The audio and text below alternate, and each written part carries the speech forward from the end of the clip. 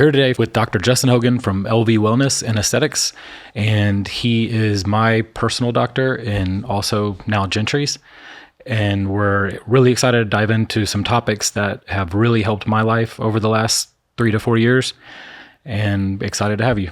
Sure. No, thank you both for having me. So my basic practice is obviously background in internal medicine. I was trained actually in Baton Rouge, Louisiana. I'm Houston born and raised. So internal medicine in a general kind of scope is basically just looking at the overall patient. You come in symptomatic based. We were all kind of trained as more of a primary care.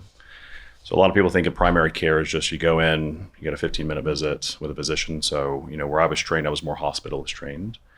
So we were seeing massive numbers, 40 to 60 patients a day. And so, throughout residency, it gave me a great baseline, I think, for, how we treat patients, looking at blood pressures, diabetes, obesity rates, cardiovascular disease. But in the hospital, that's more inpatient based.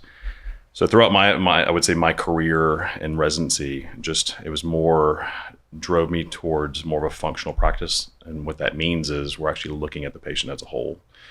So instead of a 15-minute visit, you spend more time with the patient. You got to sit and listen. And for me, it's kind of the lost art of medicine. So if you don't listen to a patient, patients tell the story. I 100% agree with that. And I think everyone's starting to kind of figure that out, that people are just trying to get them in like herds of cattle, charging insurance. And the more you get in, the better, instead of giving quality healthcare. So that's what I liked about you when I came in for mine, because I think we spent like a total of 2 hours together on my initial visit. Probably, yeah. So for me, it's just, if you don't spend the time to get a story, and most physicians are going in and they're actually looking at a chart, and, we were taught, and I was trained by, one of my colleagues, is just to, don't look at the chart, just talk to the patient. Mm-hmm. If you just talk, listen, even without looking at the lab, you're not going to go in just biased anyways. And so you can always figure out I would say the overall problem on just symptomatic base, but then you have to look at everything from internal out versus just looking at a symptomatic and just giving a medicine. And, I think society these days, patients always want, the treatment or being fixed yesterday. Yeah. And so just being thrown prescription medication. Exactly. And so, yes, I use prescriptions, during the week, daily. And so if you came in with a high blood pressure, I'm going to treat it. The key difference between what I look at now is actually looking at, okay, what's causing it? Is it genetic? Is it some sort of familial, disorder? And then how do we look at your nutrition, hormonal, and also from a fitness standpoint? What are you doing from I would say a daily standpoint? And then where can I intervene and kind of educate you on how to actually get off prescription medicine? That's the key of my practice. And that's what I like, that you have that tied in with genetics, because a lot of doctors don't do that. They don't go that far. They just put a Band-Aid on it, write your prescription, and hope for the best. But I'm into like solving problems, just like with Sean. He went to, I don't know how many, 15, 20 different doctors before he found you. And you were the first doctor, I think you or Chase, that did the genetics testing on him. He had no idea he had MTHFR. So some of these things that he was taking wasn't even working for him anyway, because his body doesn't, process these types of chemicals, or the chemical reaction doesn't happen the way that it should. And a lot of the doctors, he'd gone for, Sean hasn't openly spoken about this on the podcast yet, but he's been in for spinal taps. They had you on antidepressants. They tested you for AIDS 3 times. Like, they were throwing darts at it, trying to figure out what was causing these extreme headaches for Sean since 2016, 17, and trying to put Band-Aids on it, and things would maybe make it better for a couple of days. And then nothing really ever changed with all these weird symptoms that he was having. Got the genetic test, got the food allergy test with Dr. Hogan, and then things started to improve and change. Yeah, so that's where my personal experience was, going to 15 or 20 doctors and seeing how you just walk in and they go, yes, I'm there for 5 minutes, and they go, oh, your labs look fine, you're a healthy young man. And I'm like, no, something's really wrong with me. Or they thought you were crazy, and like one doctor was like, I'm not going to give you any pain medicine. and Sean's like, I'm not asking for, yeah. And I said, I'm not asking for that. I want a solution to my problem, and no one's helping me. Well, when Sean first came in, I think, that was the main thing that stood out, because, was very, very fit, very clean eating. But the thing when we say clean eating, like, what does that mean? Yeah. And so every patient's different in the aspect of, your genes, gene malfunctions, and actually just other pathways and variations. And so, when I went through Sean's diet, very, very clean. He works out every single day. He was actually already on HRT, which is just hormone replacement therapy. And so I'll touch on a couple genes. So we do several genetic testing within the practice. We do everything from pre-cancer screening to actually looking at Alzheimer's disease. When you're looking at ApoE, people always want to know, okay, if I have the gene, am I going to get it? And so that's, the simple answer is going to be, yes and no. you're much more predisposed to that disease process if you have a gene malfunction. My patients in my practice is more about longevity. How do you prevent that gene from being turned on or turned off? Yeah. Usually the answer is sugar, right? Yeah, correct.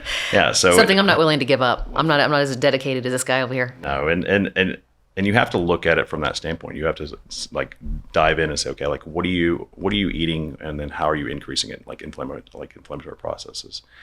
So a couple of genes, and I'll kind of back up for a second when we talk about methylation. So a simple answer to the methylation process is just, the body actually adds on a methyl group, to be able to absorb vitamins. For instance, we'll talk folic acid. Folic acid's in several bodily processes, but the main one's going to be, we talk about DNA repair. And so if DNA repair isn't happening or even occurring, then things break down. Trash builds up. Is that what's happening with MTHFR specifically? Correct. So it has several functions, and we'll talk neurotransmitters as well. So you think about, dopamine, you think about serotonin. So Sean's at a much higher risk when you think about anxiety disorders or even just underlying depression. It's crazy how one gene mutation can affect all of these things, and no doctor had ever tested him for it. And I feel like this is potentially, you're the doctor, here, the way medicine is going. And I love this for all of us because I was tested 15 years ago. It came up on a random, blood work that I had. They said, oh, well, you have a double mutation of MTHFR. I had no idea what that meant. And then it led to some issues that I had during IVF with not growing babies. Yeah. So not only does it, not help, you don't absorb folic acid at all. It doesn't break that down. It has to be straight folate. And there's some other interesting things too I want to hear that maybe I haven't paid attention to or I forgot. So when you look at pathways, you have to. So the methyl group actually allows you to absorb it, and actually the body to be able to utilize that process. So when we talk methylated vitamin, like we're talking about B12, we're talking about folate. Yeah, folic acid. You think about babies and neural tube defects, and so you run a lot of risk by increasing inflammatory processes, and so the body can't repair itself. So again, it'd be like you telling Sean to take the trash out, and it just stays in the garage. It just continues to build up all the time. And so maybe that's why. Is that your excuse? That's why you can't do any of the things on your to-do list? It's the MTHFR? It's genetic. I knew it. Probably happens in my house a little bit as well. But that's how we teach patients how cells break down because again the trash is not being taken out. So you have to optimize the body by intaking the proper things. Again, we're American. We love food. We love great food. We love processed food. We're here in Texas, so we love Tex-Mex, which is my favorite. I never tell my patients that you can't just you can't ever have fun or just eat. It's probably your best patient that you have though, because he won't. He won't do it. He will not eat. He ate a gluten-free cracker at dinner last night. I almost shit my pants at the restaurant. I couldn't believe it. I was like, Sean is about to put a cracker in his mouth. He doesn't eat anything. As we all know, if you follow me on social media, everyone is always very inquisitive about Sean's diet. He literally eats. I've probably never seen you ever eat fried food. Doesn't eat bread, no pasta, no butter, no milk, no anything dairy related, no yogurt, no nothing. It wasn't from trying to look a certain way. It came from feeling so much better that I'm like, well, I don't want to mess it up. I feel so much better. Why do I want to go back to how I used to feel? But even it wasn't trying to I have to eat this way to be a certain look or be a certain body fat. That's why I wasn't doing. Rewind back 2 or 3 years before you met him, you were eating almonds and you were eating, a dozen eggs every single morning in your disgusting spinach pancake thing that you would eat.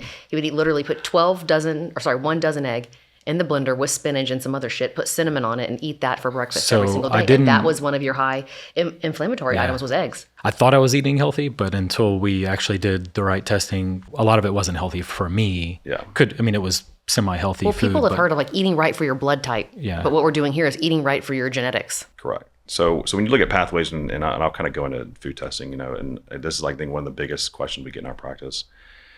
It's not allergy testing. So when you think about food testing, you're looking for a sensitivity. And sensitivity means that when you eat something, there's antigens, or when that food breaks down, your body will form an antibody.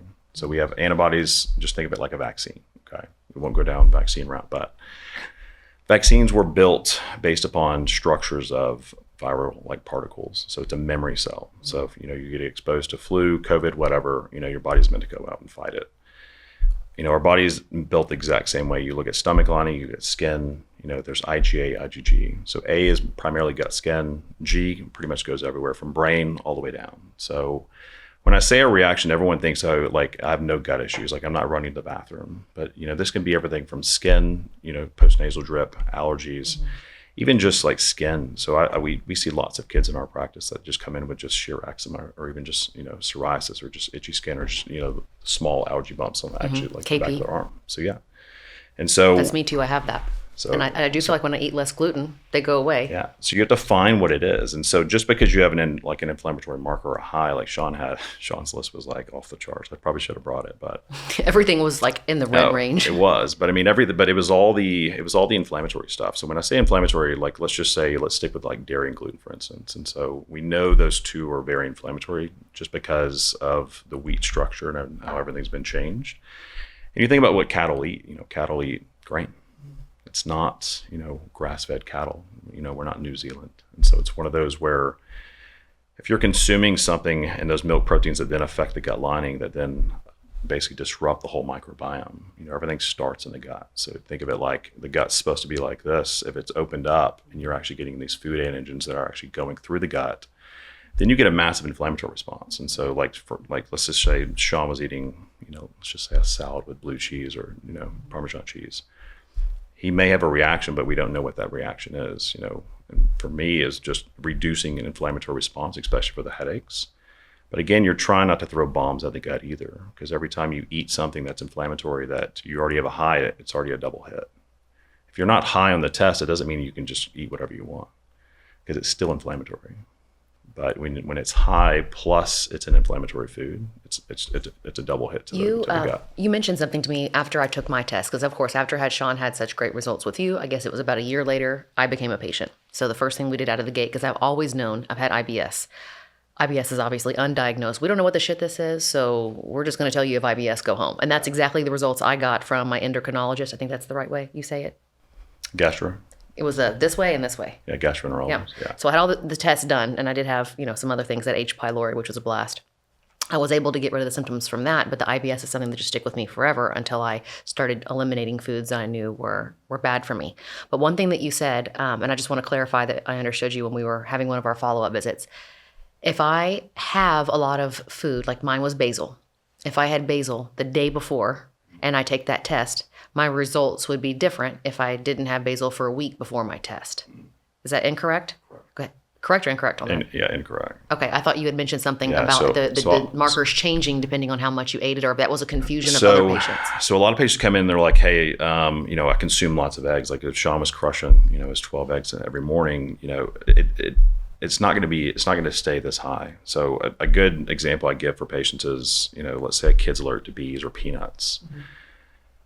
When you go run that test, that antibody is going to be off the charts, but he's not getting stung by bees. He's not eating, nuts every single day. So kind of the same concept, but just one's an allergy, one's sensitivity. So the antibodies just aren't high just because, you're crushing it every day. Because, if you hate avocados and your avocados are high, you're like, I never eat avocados, but you've been exposed at some point. But these antigens are around, just by cross-contamination alone. You think about it, you go to a kitchen, when I try to teach patients, like not to consume, like basically consume dairy. If you're going to eat, just tell them you have an allergy. If you tell me you have an allergy, that's an anaphylactic reaction. We started doing that at restaurants. We've learned that because before we'll just say, I don't want this. Leave it off. They're still gonna use the same utensils. So you're still getting those micro exposures. But they'll use different grease or whatever. Like some restaurants, they have something special. If they're for people with shellfish allergies or whatever. If they have olive oil, grapeseed oil, those are fine for me.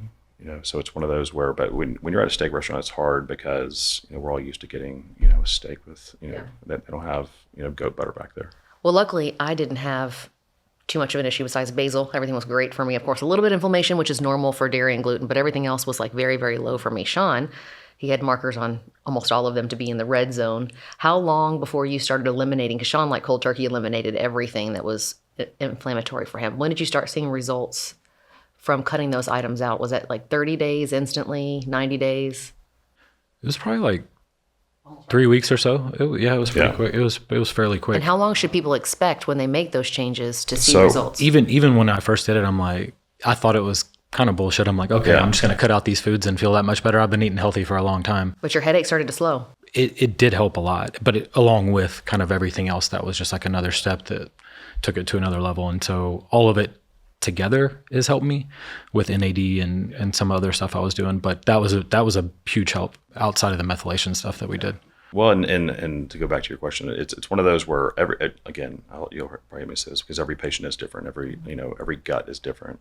And Sean eats very clean. Thankfully, if he hadn't, it would be a lot worse. Even his candida was high. So candida is just a yeast. Think about it like yeast is everywhere, and so we all have good, bad bacteria. We have yeast, and so when you take those layers apart and you start crushing off the actual good bacteria, just think about antibiotics. Whenever you take them, you're killing off all that good, and then you get an overgrowth of bad.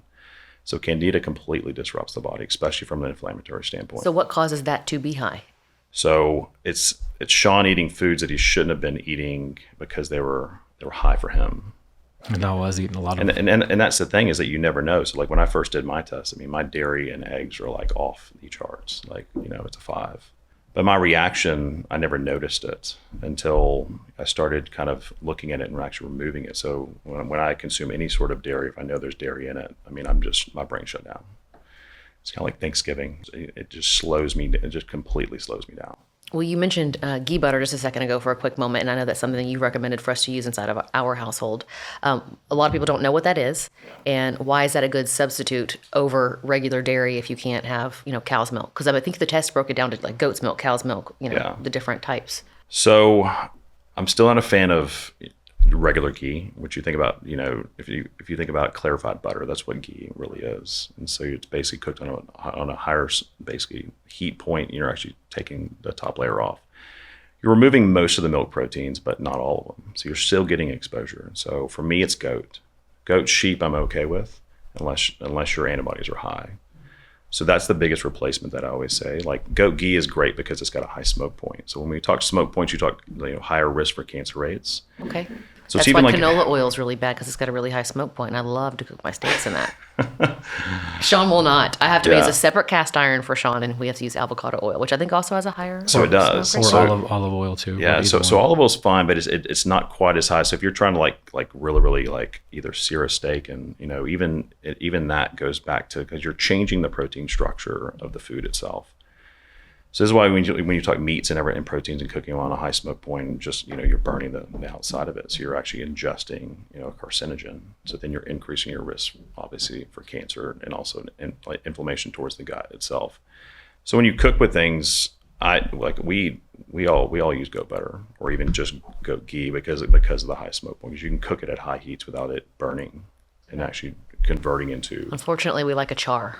So you're saying ordering my steaks Pittsburgh is not the best for me. Since I hear all this stuff, is that bad to do, to sear like where it's really charred on the outside? We love the char. Don't tell me I can't have the char. But even when you cook any food, at a high temperature, you're killing off. Changing the chemical structure of it. Yeah, I've heard this. You're completely breaking it down because you got to think about a protein. What destroys protein? Heat.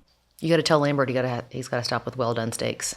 And you start doing like you can start doing steak tartare. We do that a lot. Yeah, we actually eat a lot of raw food. Yeah, I would say almost every single night, whatever appetizer we order is almost always a raw, either tuna. I eat a lot of steak though, and we do sear it a lot at home. And steak's not as bad, but if we talk longevity and we talk lifespan, and this is again a big question that we always get. It's looking at that point of like, what should you consume? How much meat should you consume? Should you go vegan? Should you go vegetarian? So obviously, when you look at different areas of the world, you look at Greece, you look at Japan, you look at other, they have more sanitarians than us combined, and so you have to look at what they're consuming. So obviously, less meat, more veggie, more greens, and so meat's not bad to a certain point. It just depends on kind of what you're eating, the style of meat, how you cook it, what you put on it, what goes next to it. We don't always put it in oil. So you're saying it doesn't really matter whether we're cooking in oil or on, like we have a Heston grill. Is it Heston at our old house? Is that we had? We're ordering a new one. It's got that 1500 degree sear. It doesn't really matter if we're searing it in the oil or searing it there. It's just the chemical changing of the meat and then the searing of the meat. No good, no bueno. And you're taking all the good things out of my life. So you realize this, right? So, and look, I'm not saying that I don't eat steak, and so you have to. So for me, like I'm an 85-15, and so 85-15 what? So 85, I'm very, very, very, very good. Okay. 15%, yes, you'll see me drinking a margarita. You'll see me, I love Tex-Mex, and so you have to give a little bit. And you have to live a little. It's not saying you can never eat a tortilla or have a glass of wine ever again. it's just one of those where it's living, I would say, at your utmost potential for longevity that you can. That's his one weakness is wine. He has his 3 glasses of wine a night, 2, maybe 3, almost every single night. And I have my cocktail or 2. I'll do it for a while, and then I'll go and But- end up not. I'll stop for like a month or 2, and then I'll go back and end up doing it almost because we go out to eat, and then we'll have steak, and I'm like, man, it'd be just 1 glass, 2 glasses. You went like 3 months thinking that maybe it was alcohol that was causing the Longer the than that, I headaches. did 6 months, and it just didn't, didn't make a change difference, anything so you at started that time. drinking But we again. weren't doing all this other stuff. That was just like maybe I should stop drinking. Didn't really help anything, but Well, that's the thing. You have to look at, I'm sure it doeson help. Alcohol is probably well, not the greatest. it doesn't, but I mean, you also have to look at kind of like what should you be drinking? Like so I could ask like if I had to pick something, like what's the cleanest, alcohol that you could consume? And typically it's tequila. It's one of those where, you look at grain alcohols and you look at whiskey and bourbon, they're derived from corn. And so again, corn's a big no-no in my practice. I ate corn last night, but that's something I only do once a year. I know about the corn thing. It's empty nutrition and it's not. It great is, for you. but it's also a gluten mimicker too. So you think about, so it acts like gluten. So that's why it's so inflammatory. But it also spikes sugar and everything else. But if you were to go eat Mexican food and you chose a corn tortilla over a flour, yes, you're making a better choice, in my opinion. So at least you're making a better choice than just completely just the wheels fall off and queso everything. There's 2 things that I think that Dr. Hogan did for you that really changed. Not only we've talked so much about the food sensitivity test, finding out that eliminating a lot of the things that you thought were good weren't good for you. When you changed that, because that came a little bit before the NAD, right? Or was it around the same time? Pretty close. Pretty I close think I started together? the NAD about 2-3 weeks after we did the. So after elimination. changing the food sensitivity, I want to talk about NAD and what is NAD. You and I do it on social media. We get 1,000 questions. I'm like, I'm not the doctor. I sure as hell don't want to answer something wrong. So I just send them to Google to figure it out. So I want to talk about that too. But from his perspective of those headaches going from like it was every other day like clockwork. Well, at one point it was every day. Then it was every other day. Now to slowing to maybe once a week you have a small, or maybe twice a 2 week. to 3 times, but when I do get them, they're very light. Yeah, they're just very where I can barely feel it. So it's 90% better. So since doing the NAD, he's gotten other results from some of the other symptoms outside of the headache. So let's talk about what is NAD treatment, who is it for, and how could it have potentially helped with what he had going on? Yeah, so with Sean, we'll focus a little bit more on his gut. So, NAD is basically just stands for nicotinamide adenine dinucleotide. That's a lot. It's a mouthful. It is a mouthful. And so in a general sense, I'll kind of take you back to kind of biochem. And so you think about what NAD does. The body needs things to activate certain enzymes within the body. NAD is probably the most abundant and most important molecule, in my opinion, in the human body. And so if you can raise levels, it actually helps the body operate better. So it's in over, I'd say, they've studied maybe close to 500 enzyme reactions that NAD is a part of. And so you think about when you're born with so much NAD. So NAD starts here, by middle age, it's about 50% of what it should have been. So if NAD is a part of all these reactions and the body begins to start breaking down slowly as we age, can we prevent that process? And so if you can raise NAD levels from the studies that we've seen and shown, David Sinclair's, I would say, is one of the most well-known longevity professors there is, scientists that have actually studied NAD levels and actually longevity and basically yeast cells all the way to other mammalian animals, we're going to say rats. Humans it's very, very hard to study just because there's too many factors that go into play here. You can't just stick us into a nice big control dome. room. Yeah. Yeah, it's good. It's the control factor is it's almost impossible to actually look at that. And that's why with him, I was telling him when he first started doing this, I knew that NAD was pretty close to the food sensitivity. I was like, shouldn't you give it like a good 3 to 6 months? And he was just so ready to feel better.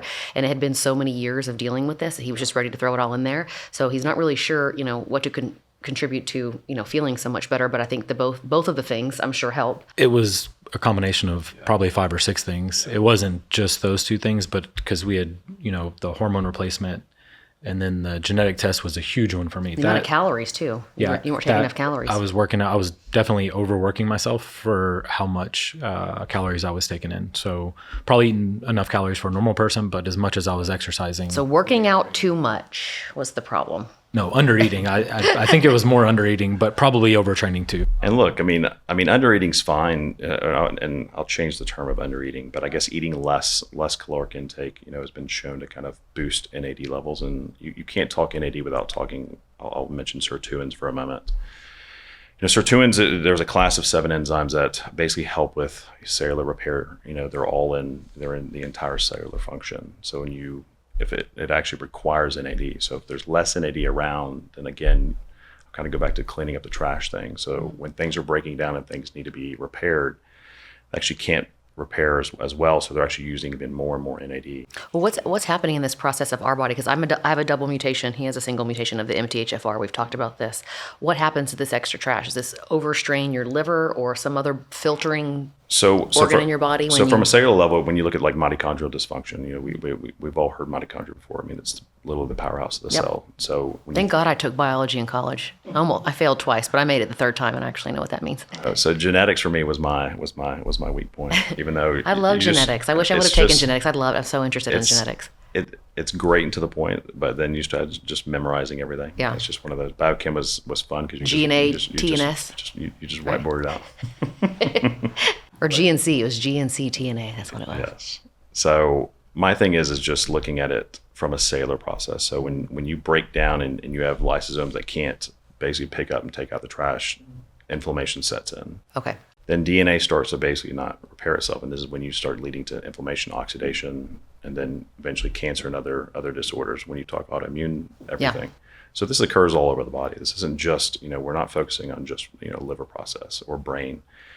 If you have a generalized body-wide inflammation, the whole body is getting affected. And when you think about dementia, you think about Alzheimer's, you think about, just those proteins that just can't repair themselves. So if we can make the body or help the body operate better, it's able to actually repair itself and not break down.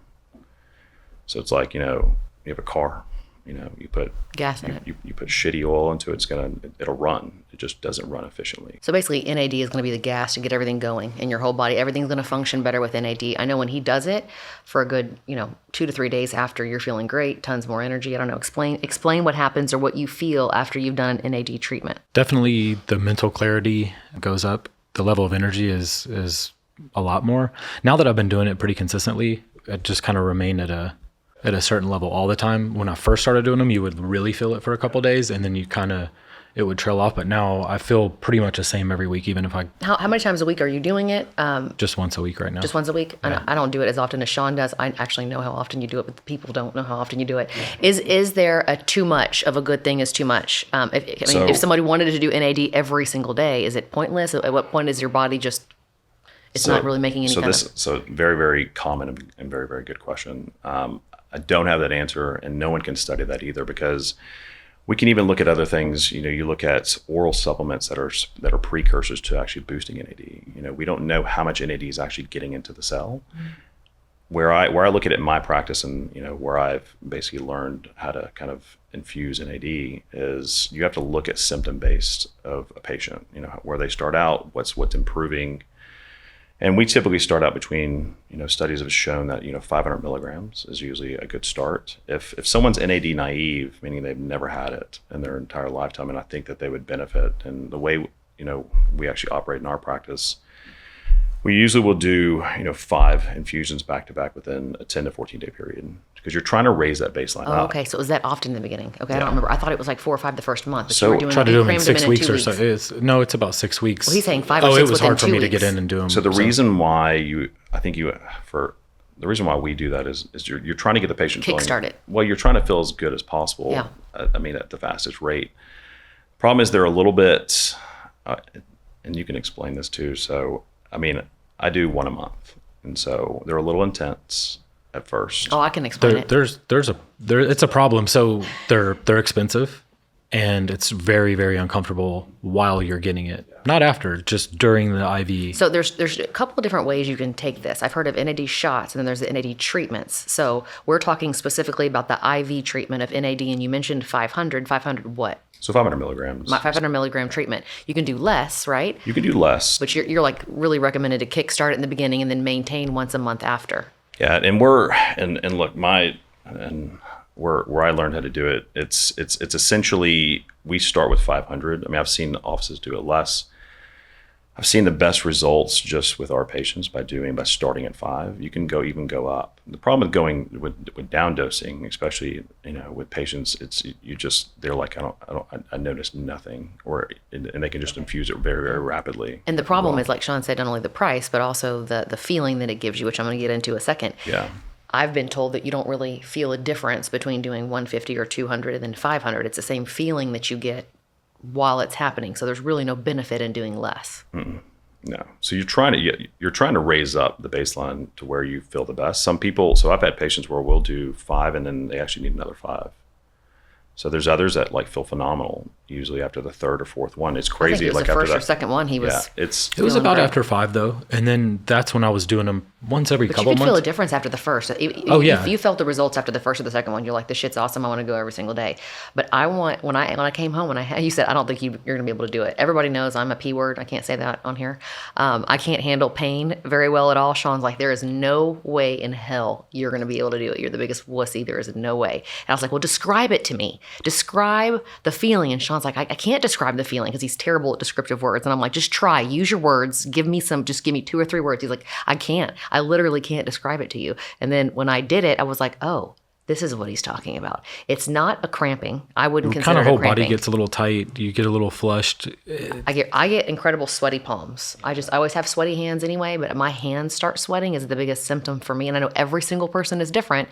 And I've heard from different people, they get stomach cramps versus like my breathing is affected when I'm doing it. But it is a very uncomfortable, anxious type feeling.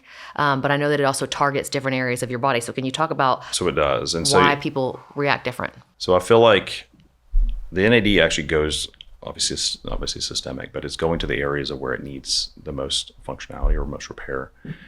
Like for Sean, I mean, it would be more gut related.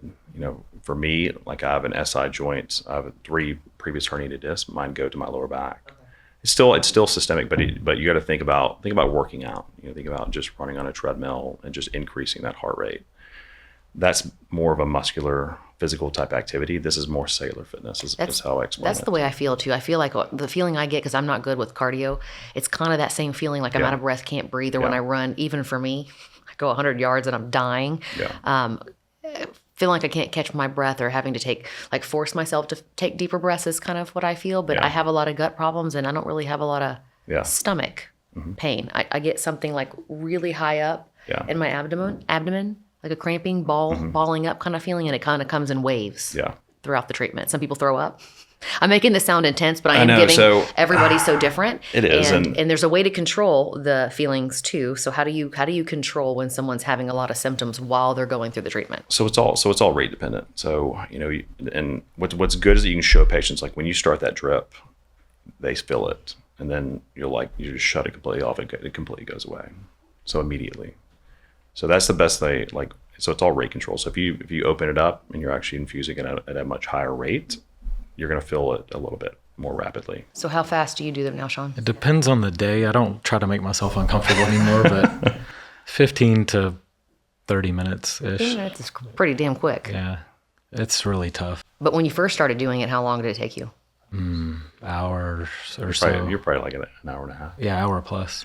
I've had patients that take 2 hours, but again, this is not to deter anyone from doing them because they're so beneficial. But at the same time, once you get going and the body starts repairing itself, you'll find that they get much easier.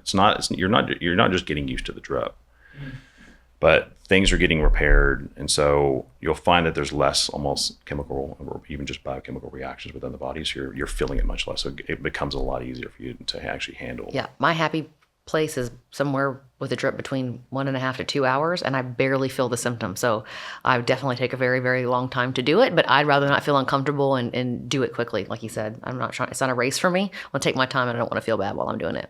I mean, my first one, it took me, at least an hour and a half. And now I can kind of open them up just because, but like I said, once you've reached that point of repair, you'll find that you feel it much less. And the question I get too is like, okay, how often do I do them? There's no studies to long-term studies, I would say, that actually support this from a human standpoint. And so it's a little bit of an off-label, use or treatment, and any IV, like what I teach everyone, you can't just go to any place, just get infused with anything. It's still going in intravenous. You have to have somebody knowing what they're doing. You have a lot of infusion centers that just, they're saying they do NADs and they're not even dose dependent or even dosed correctly. And people are like, well, I've been doing these forever. I feel no difference. And that's the reason. So ours take a little bit longer, but you're also, again, you're trying to give the correct dose to where we've seen the most benefit and basically our patient population. I was just experimenting, same thing. It's like, so, okay, how many can I do before I feel better? And so I think when I first did it, we did the 5, and then every 3 months I was doing 1, and then I kind of got a little bit closer, and I started doing them every month. And then I was like, man, wonder what it would do if it did it at once a week. And so I started feeling way better. I've done it twice a week before. I saw no difference trying to do it an extra time during the week. So once a week is where I feel pretty much the same all the time now, instead of like kind of getting a bunch of energy and then letting it go down. And so once a week has been really good for me. But again, I think everybody's different. Gentry does them every 3 months or something. No, not that. I don't know. I'll do it every 3 months. No? Not that often. No, I probably do it once a month. But for me, I feel the results really strong for about 3 or 4 days, and then it kind of tapers off. And I think what's made the biggest difference for me is when I came to meet with you, and then I got the right kind of B12, or B vitamins, I should just say in general, if it's B12 specifically, that is methylated. And I feel like that's made a big difference on my energy level. Because when I take that, I'm like... Yeah, I mean, because you'll find that, and lots of people take, sublinguals and orals and everything else, but it's the incorrect B12. Yeah. And so you need the methylated version to... But the B12 shot that people would give me at a med spa never worked for me. I'm like, no, this is literally, I don't feel any different. And they thought I was just crazy when I would say that. Now I know why. Yeah.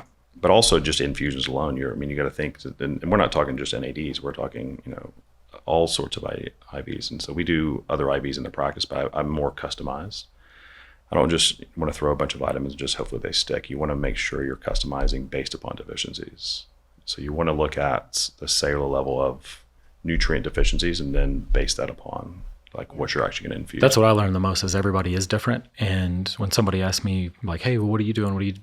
That's where I feel like they should go get the right testing, and then you treat what is actually wrong with you. I've been telling Jennifer that all week. It's like, you got to go get a genetic test. Well, nobody wants to hear. They just want a simple solution. Yeah, is the problem. I know from trying all this stuff that there is no see simple. Another doctor talking about on the internet. And I'm like, I don't feel any better. This didn't do anything. It's because I never took all the right tests to see exactly what I was supposed to be taking. The methylfolate was a huge difference. Like that was one of the times where I really noticed a difference between, especially with your genetic dysfunction. You have a lot more that we didn't discuss here, but again, if you can support the broken pathway, again, just because you have a 2-gene hit or a 2-strike against one of your genes doesn't mean it's not completely just non-functional. It's just functioning at about 20%. So by us doing that for you, you weren't producing even the serotonin or even just dopamine that you needed from even just a neurotransmitter standpoint. And so that's why.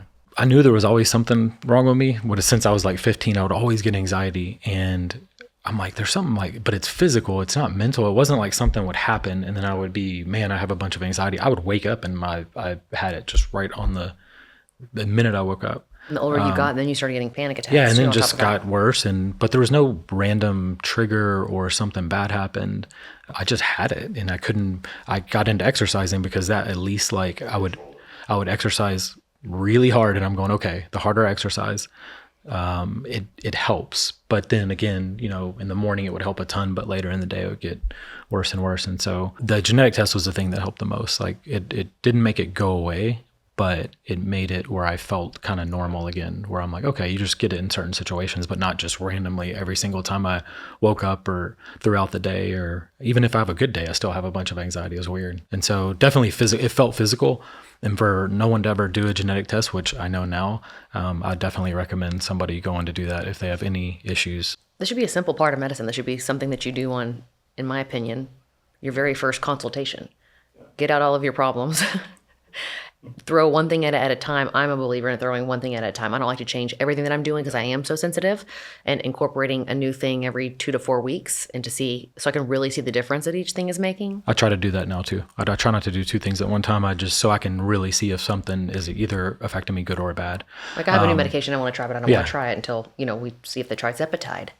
is working for me, which is what I want to talk about. So if somebody has any issues, they're tired, they're fatigued, is when they come in and they come see you, what is the first recommended test that you would have them run? Would it just be lab work and genetic tests? If there was money was an option and they wanted to do every test that I mean, was if we're the most talking like ideal? my standard practice, so like let's just say a new patient calls in, and so I mean, I do a lot of hormone replacement that we haven't really discussed, but again, we try to look internal out. So I'll usually do a basic hormone test that includes several other things. We're looking at kidney, liver function, overall protein content, vitamin D levels. So we're looking at all the other hormones. You're looking at thyroid function, progesterone, estrogen, testosterone. So I always start there because most of my patients, I would say on average, 40s, 50s is probably my average age. I mean, I see everything from 16 all the way to 83 is my oldest patient.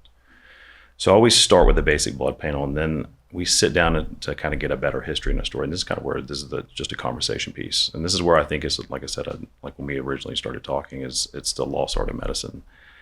When's the last time you've actually gone into a physician, sat down, had a discussion with him for more than 30 minutes? It literally doesn't happen unless it's concierge medicine and there's no insurance involved. That literally does not happen. Yeah. in today's world. So it's hard for me sometimes because you're trying to figure out the issue, but you have to go through everything from hormones to, childhood to history to family history to genetics to autoimmune conditions to like what supplements are they doing?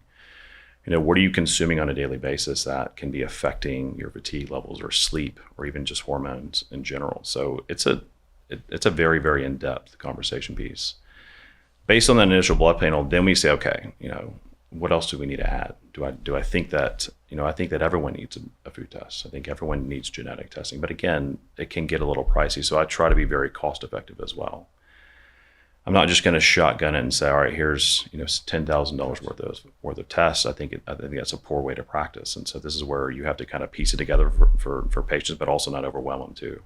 So you start somewhere. I think the best place to start, honestly, is with a basic panel looking at hormone function, which is one. And the second piece of that is looking at foods. And so food testing would honestly be another one because, fatigue, that's probably one of my biggest complaints that are just weight. Fatigue can be anything. Do you have 4 kids? Do you have 3 kids? Do you travel?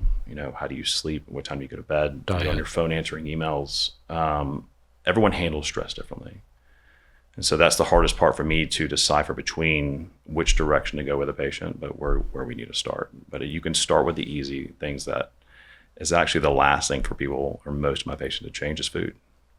We all love food. We were raised a certain way. And again, it's all about where you grow up. And, if you're in Louisiana, you're in New York City, I mean, it depends on the kind of your culture too. So that's the hardest part for me to take away from people. It's because food's, everything sometimes. Well, I feel like since coming to you, I was, going to another doctor and we were testing hormones. We were doing it less frequently than I do with you. It was probably more like every 6 months. You're doing it every 2 months. So I feel like we're getting more of a regular, what do we need to tweak versus waiting that long, which I like. And I do feel like, a year or 2 ago, 2 years ago, it was really bad. Just getting on hormones in general helped. But coming to you and adding testosterone to the mix, progesterone at night, I mean, I couldn't sleep unless I was on either Ambien or taking a Xanax just to even go to bed. I didn't believe that a hormone was going to help me sleep better. Sure enough, the first time I'm like, damn it, he was right. I can sleep. So that which gave me more energy during the day too.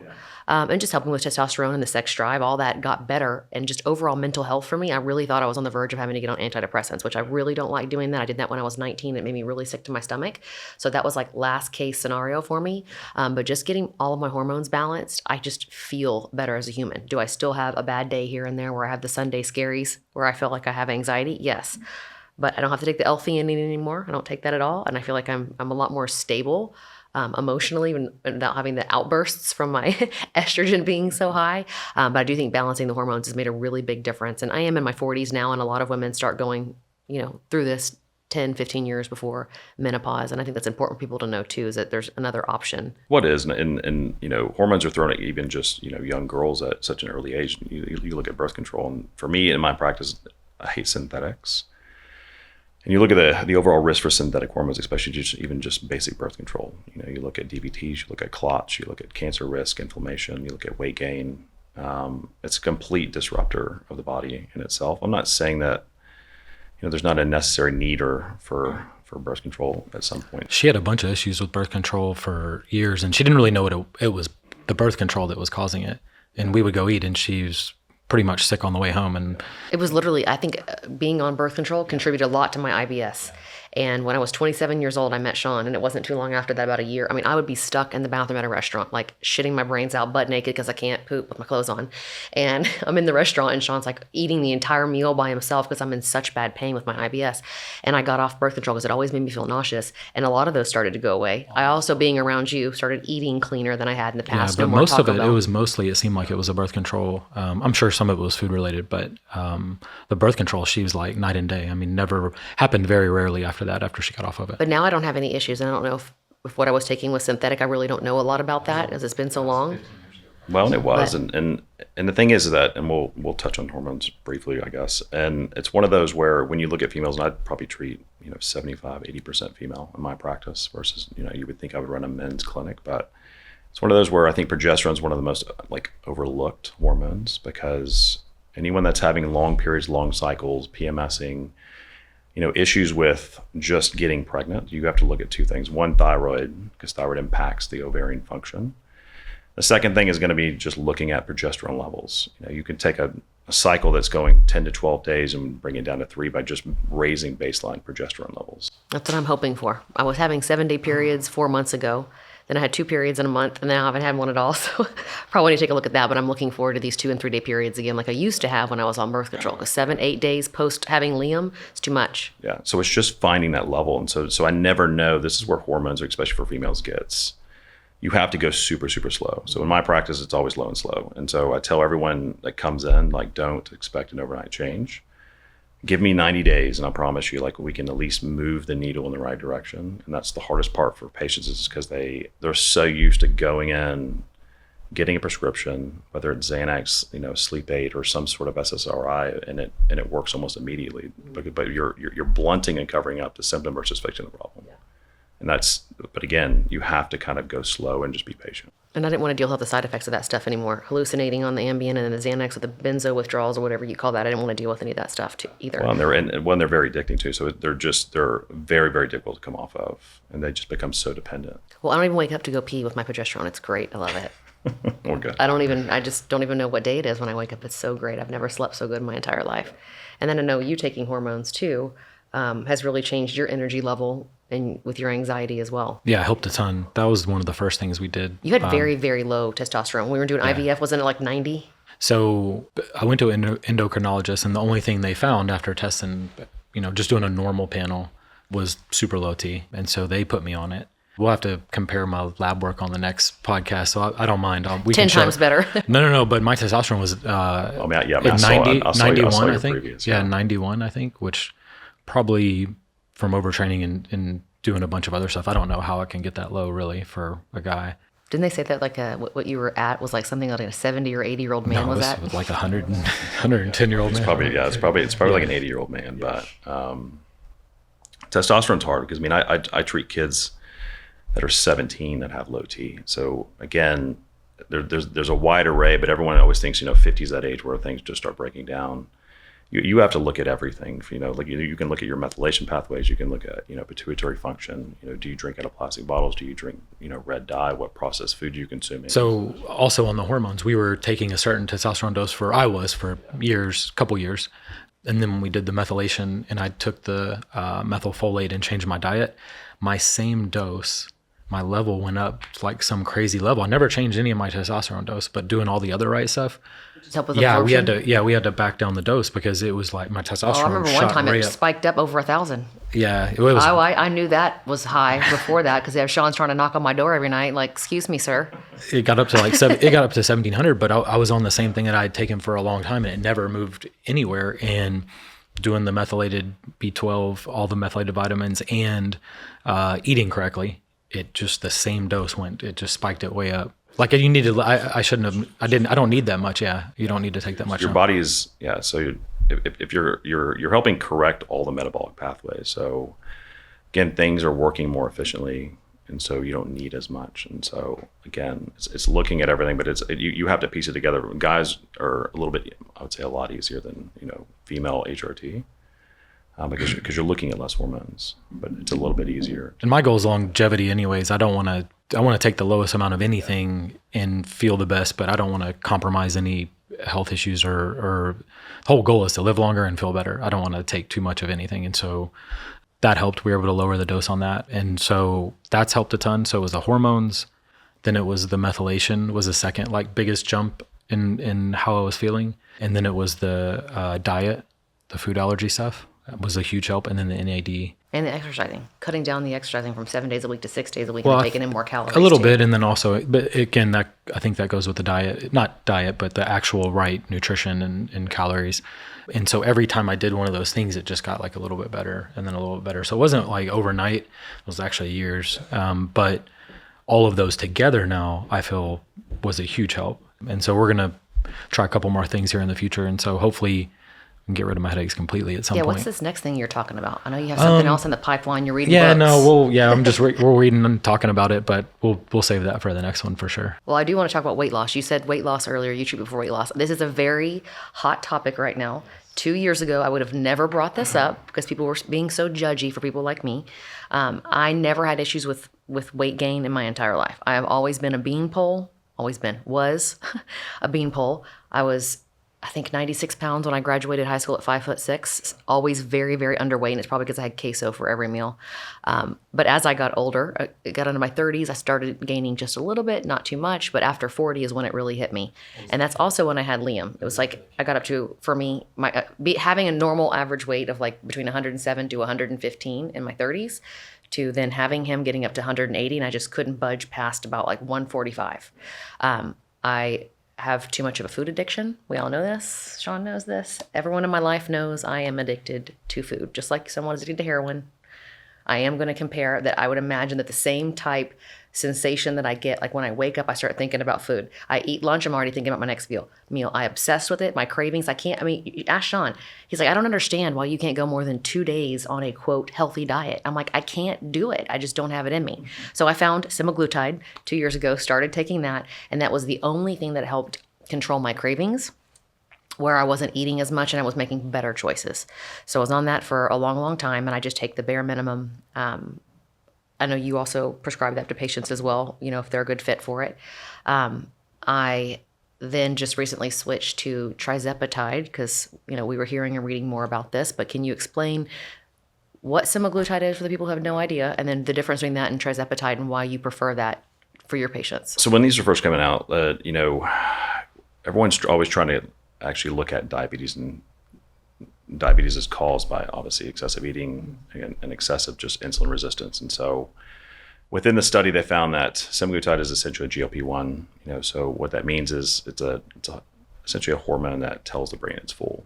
So when you eat, whatever you eat, your queso that you were talking about a second ago. I don't even eat queso at all anymore. Very rare. That's good. Because my brain doesn't have to have it like it did. Yeah. So you'll find though that, and what I like about utilizing in the practice, it's you have to take each patient and just, I would say very, very, very customized approach to each one. Because what GLP-1 does, it just tells the brain it's full. It slows the stomach emptying down, which is great because, again, you're getting better insulin response. So when you look at that compared to tirzepatide, it actually has a dual action. So it not only works on brain and actually slows stomach emptying down, but it actually helps increase insulin production as well. So you think about if you're increasing insulin production, then you're able to actually process glucose and sugar and break down. This is what semaglutide does, or trizepatide? Tirzepatide. Okay.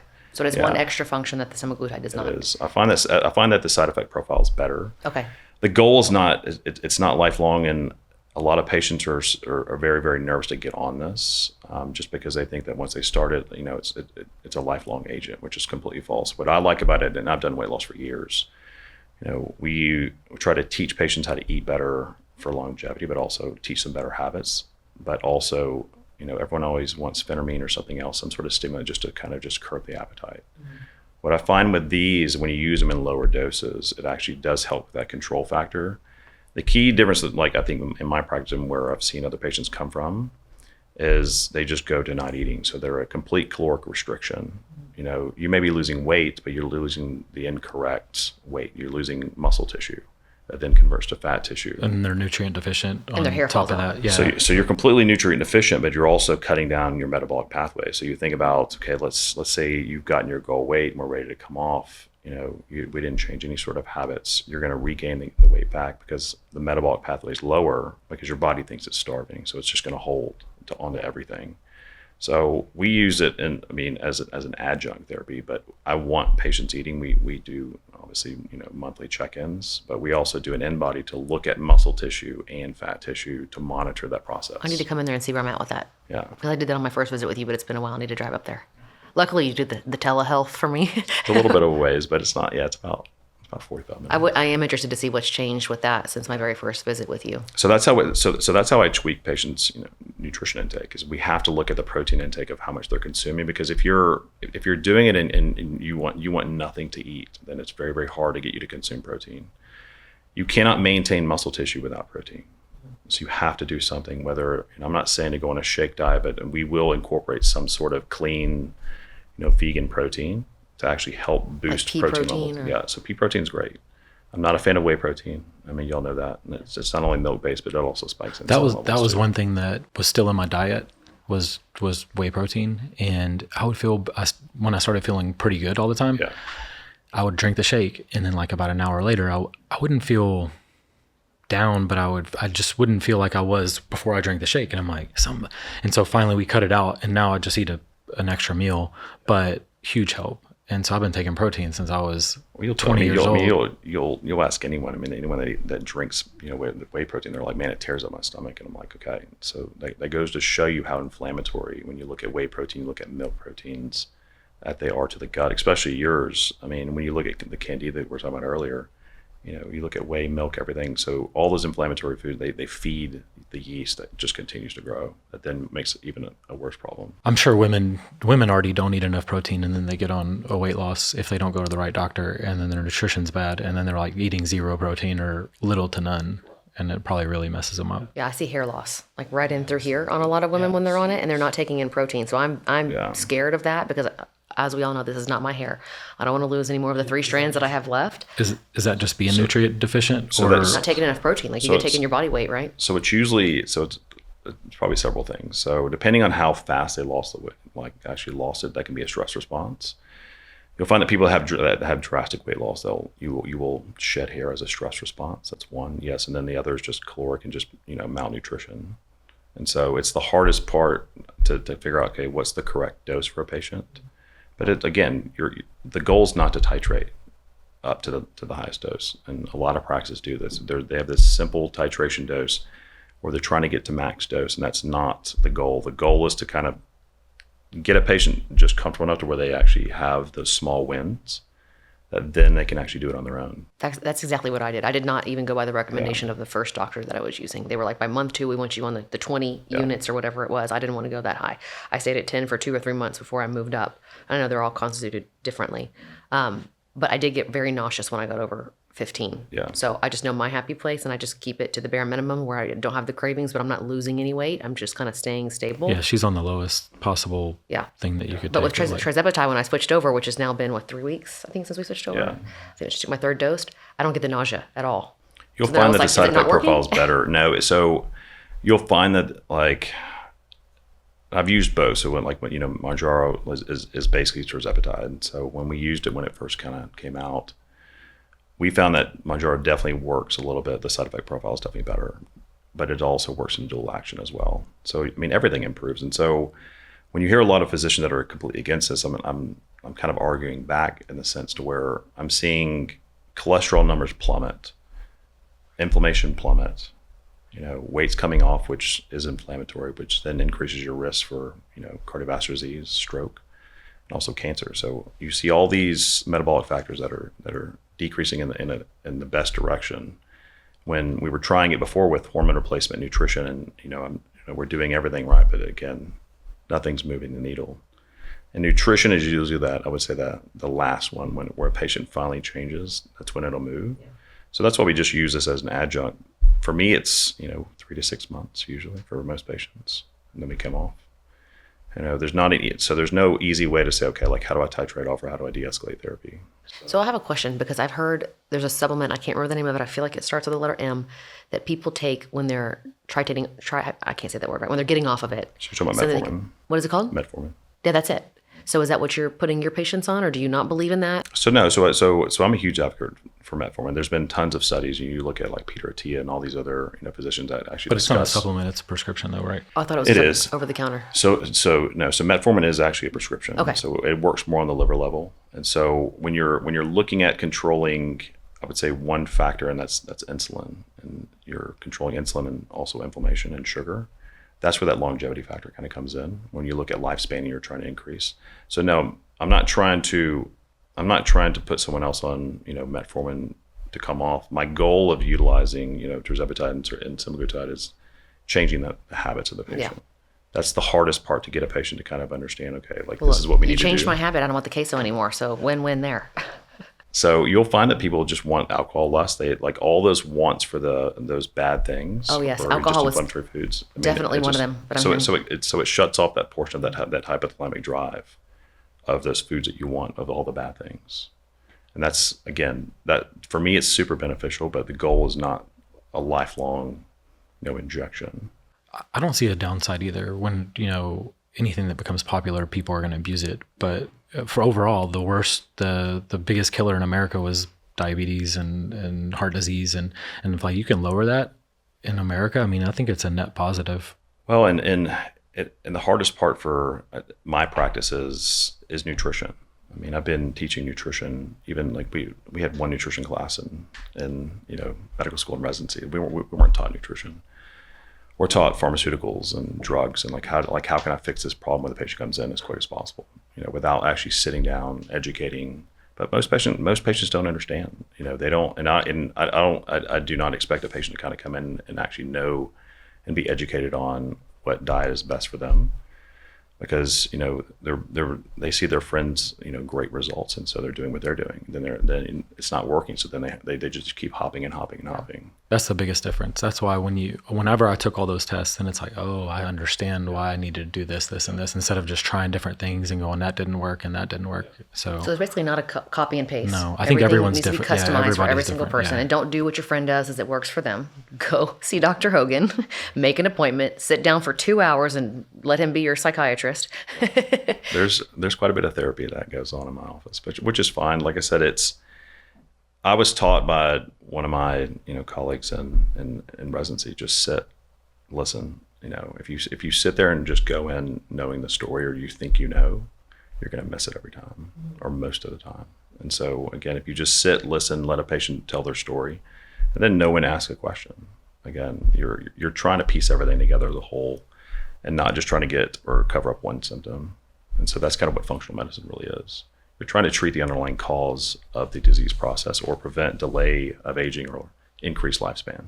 Yep. And most people go to the doctor when something happens and they go, hey, and then they give them a prescription just to treat whatever's happening, but never fix the underlying issue that's actually causing the problem. Correct. But we all grew up that way. You get sick, go to the doctor, get a script, doctor knows amoxicillin, better. Whatever. Yeah. I mean, it's like, but you can see how over the years things have just completely changed. And this is not, we won't get into the insurance conversation, but as reimbursements go down for physicians, you have to see more to kind of keep the lights on. Then you have, you have to have a full staff, just like, you have a business here. You have employees to pay for. So for me, it's not even about the money. It's not about anything. For me, it's about what can I give my patients from an education standpoint, that when I kick them out of the nest, or you're out to eat with Sean, and you're making an actual good decision because you can kind of hear me in the back of your head.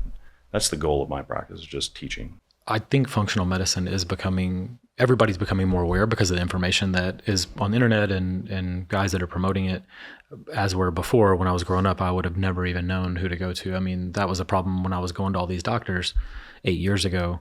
I was trying to find, I just didn't know the right person to go to. So exciting to see that the space is growing. Yeah. Like, people are becoming more aware.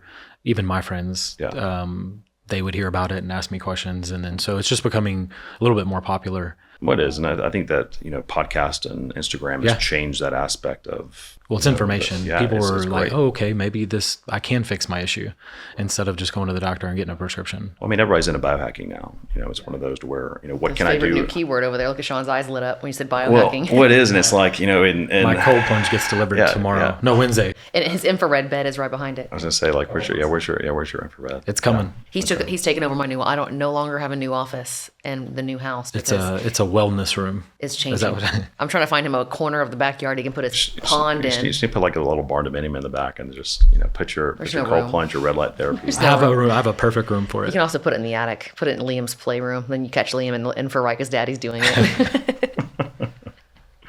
But I thank you for coming today. For sure. No, thank you. Before we leave, I do want you to tell everyone where they can find you, what city you're in, and do you have intentions to come further down south to the Houston market here in the near future? So yes, so you can find me. We're basically in Magnolia, Texas. It's 45 minutes from here. We're off 1488. We do have some things in the works of here in Houston, maybe close to this location.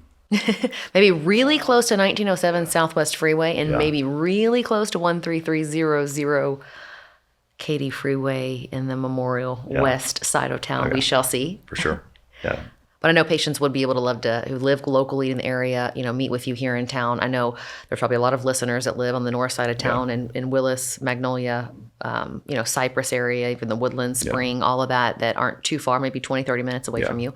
What's the name of the practice? It's LV Wellness and Aesthetics. Yeah, so Google LV Wellness because it does not come up on the Google Maps. You just type in Dr. Justin Hogan, so you got to type in the business name. Should they go online to book that initial consultation? Is it better if they call? What do you need from them first? So whatever's easiest for a patient. So you can go to our website. You can go, honestly, just call. You can do everything online. It doesn't matter. We can even book through our Instagram as well. And even if they live in Houston, which I do, and I still go see them, they can, after the initial visit, and even if you had to, you could do your blood work off-site. I mean, I have patients that are even out of state. So there's patients that I've actually never even seen their face. So don't let that stop you. I think it's good to go in Magnolia. No, it for is. your I mean, first it's- consultation, in my opinion, because you get the in-mode machine and you can test those sorts of things. But I don't have it in my lifestyle where I can spend an hour and a half on the road each way. 3 hours of my time, 4 hours of my time is really valuable. That was like when Sean started It coming. cost me a lot of money, but I do appreciate you doing FaceTime or calls with me once a month to kind of check where I'm at. I do my blood work about every 2-ish months or so. Go to a place in the med center which is 5 minutes from my office, super convenient. I'm in and out in 15 minutes. You get the results in a couple of days, and we review them by phone. So I do like that as well, and it is super convenient for me. And I do think concierge medicine, especially for this type thing, versus me going to I don't even know what a hormone doctor is called. Endocrinologist. That's what I said earlier for the endoscopy, whatever. I'm not very informed, but I do think this is better at what works for me, and to me, it's worth paying the $300-400 a month to have my membership with you and have everything taken care of. And I believe my hormones are included in that. And I know that you do have other offerings at your office too. You can talk real quick before we leave today about what else that membership would entail, because if you live out there, and it's convenient. So for us, like when I built the practice, I wanted something that was on site for patients. We have an on site gym, we have an infrared sauna, we have showers, everything. So we try to build kind of a one stop shop. So we do everything from aesthetics. We have body contouring devices, cool sculpting, M-sculpts. We do a lot of Botox fillers as well. And so that's a whole nother side of the practice. But from the wellness standpoint, it is all membership based, which is good because a lot of patients hate paying for visits. So you can come see me for 30 days. I'm not sure if you want to, but it's one of those where you have the access point. But with that, you actually get gym access. We do utilize B12 discounted products, supplements, even just procedures. So you get 10% off everything in-house as well. And it's actually a really nice gym. It's not like some little, cheesy apartment complex gym. I mean, it's actually, you have really nice machines in there. And I think the infrared is great too. And having the sauna, it's a sauna as well, right? Yeah. So we use that for a lot of our wellness patients as well. So again, I have some patients that just use it post-workout and just for recovery. And then I have some patients that use it for detox. So. Well, we will put the information on how to connect in the comments below. Sean, did you want to say something before we go? No, I think next time would be a good, yes. I think next time would be a good conversation. We'll be able to actually go over maybe some blood work and go into like detail. And plus these new things that y'all are talking about that you want to try. Yeah. So we'll be able to go in depth on some new stuff too. But it would be cool to compare my blood work to where it is now, and then maybe you can walk people through why it's different and how we got there. And my in-body results is I think I was at like 80% body fat, so I can't wait to see where I'm at. We'll see if you've been behaving with your protein. I have. This is probably more protein than I've ever taken in my She does entire pretty life. good 'Cause I'm now. scared of the. Yeah, she I does drink a pretty shake good of 40. I have the 40 grams of the Labrada. I love the Labrada pineapple. It's so good. That's 40 right there. I don't need to look at that one, but Oh, I'll give you one before I leave. Well, you probably won't because I think it's whey. But you can just go smell it. It smells good. But anywho, I take that and then I try to eat a little bit more meat than I had in the past. So I'm getting at least 80 to 100. And on a good day, 120. And I weigh 125. So, I mean, I think it's almost to my body weight. you're right on point. Yeah, for sure. Well, thanks for coming out today, making the drive that we make when we come see you. Oh, yeah. Thank you.